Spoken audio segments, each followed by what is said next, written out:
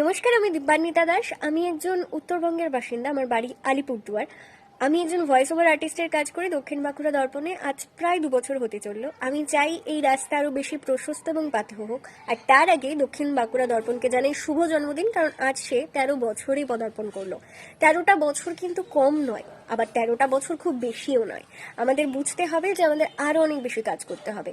আজকে আমাকে এই ভিডিওর মাধ্যমে যেটা বলতে বলা হয়েছে সেটা হচ্ছে দক্ষিণ বাঁকুড়া দর্পণের সাথে কাজ করার অভিজ্ঞতা।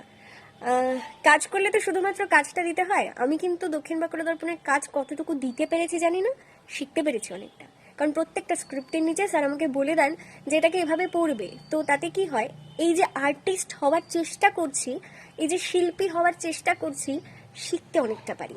এই শেখাটা যেন আমার কোনোদিনও বন্ধ না হয়, এটা আপনাদের কাছে আমি চাইবো যে আপনারা এই আশীর্বাদটা আমাকে করুন।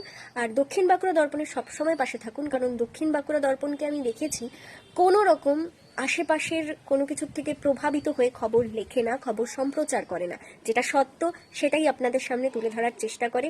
আমরা তো আছি দক্ষিণ বাঁকুড়া দর্পণের সাথে। আশা করি আপনারাও থাকবেন। সঙ্গে থাকুন, খবরে থাকুন দক্ষিণ বাঁকুড়া দর্পণের।